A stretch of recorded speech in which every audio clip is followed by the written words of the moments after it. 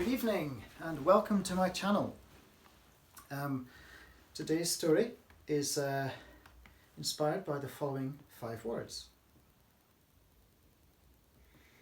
And I really enjoyed writing this one actually. It may be ripe for expansion. We'll see. See what you think. Let me know.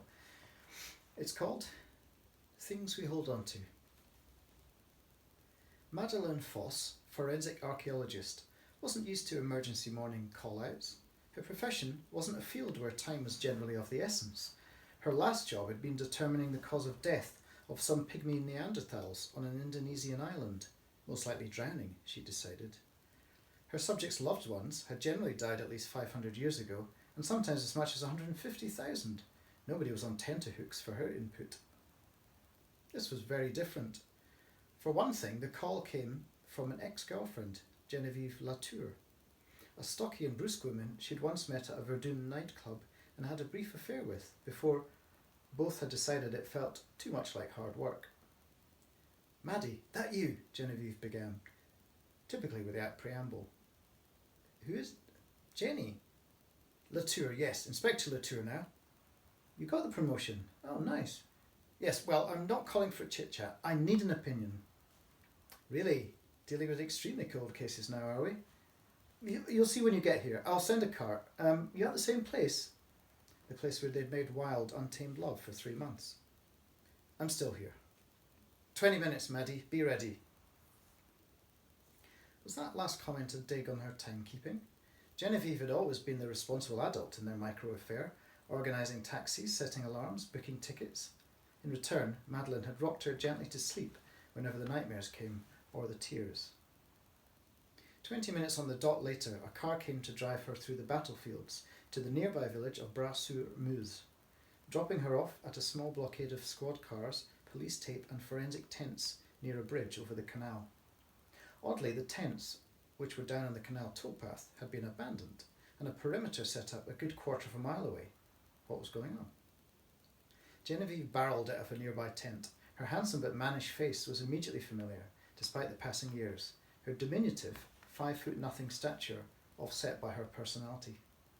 "Miss Foss, pleased to meet you," she said, an outstretched hand making it clear what was required. There would be no fond reunion hugs.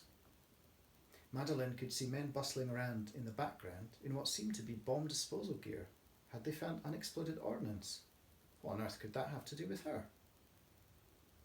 "I've got something to show you," Genevieve continued, leading her into a tent where a laptop was set up, surrounded by a fan of long rusted blades. The screen displayed shots of a ditch containing a partially excavated skeleton, half a rib cage, a skull, a forearm. Some of it was still articulated with ribbons of flesh and sinew, preserved by the dense clay. The arm even had finger bones arranged in a claw formation holding a rock. A bigger close-up revealed that it wasn't a rock, it was a hand grenade. "He's a World War I soldier. We know that from the type of grenade he's holding. What we don't know is if he's one of ours or one of theirs. Americans sold ordnance like this to both sides." "Does it matter?" Madeleine said, in part to annoy her ex. "Of course it bloody matters, Maddie," Genevieve said in a heated whisper, "because in half an hour we have to finish what he evidently couldn't." She said this, indicating the soldier on screen. "We're going to blow the poor bugger up. Controlled explosion. We'd like to know who he was before he's dust." "Okay," said Madeleine. "I'm guessing you reckon he was bayoneted, and you want me to tell you whether it was a French or German weapon?" Genevieve nodded, with the ghost of the first smile Madeleine had seen from her in almost a decade. When she showed her perfectly white teeth, Jenny was almost beautiful. Madeleine sat down to pore through the photographs. "Who found him?" Some kids with metal detectors." "Did they disturb anything? Do any damage?" "I think they dug with a small trowel." There's a nick on this rib, but it's partially obscured by dirt." Genevieve leaned in. "Bayonet injury?" Madeleine looked at the blades arrayed around her. The French ones did seem to be generally longer and thinner, the German ones short and triangular. "I'm assuming you don't have the murder weapon." Genevieve didn't even dignify that with a response. "I need to get closer," Madeleine decided. "You can't, it's too dangerous." "I only need to move that bit of dirt. It won't take a minute." Genevieve mulled it over. You have 5 minutes. You'll be super careful. Was that an edge of concern in her voice? Of course. Minutes later, Madeleine was crouching carefully by the skeleton. For 100 years, this poor soldier had been gripping a live grenade. He had pulled the pin, but never had a chance to throw it. Madeleine saw an immediate problem. The clump of earth she had previously identified was actually a tree root. There would be no moving it. She'd have to extract the whole rib to get at the nick. This wasn't a 5-minute job. Unless... Madeleine looked at the pale fingers clutched around the metal egg that would give birth to a flower of death if disturbed. She could get to that in 5 minutes easy. She grabbed her walkie-talkie and was about to press the call button when she hesitated. Jenny would never let her do this. This poor brave soul, whether German or French, deserved better than to be blown to fragments here on this beautiful spring morning, to be killed all over again. He should have a proper burial and recognition for his act of supreme sacrifice. Madeleine's own great-grandfather had perished in the Great War, along with most of his generation of young men. Memories were long in the villages around here. If this man was local, then somebody would know his identity. Turning her body so that her actions would be concealed from long lenses, Madeleine began scraping away at the soil around the hand and grenade, starting with the material nowhere near the safety release.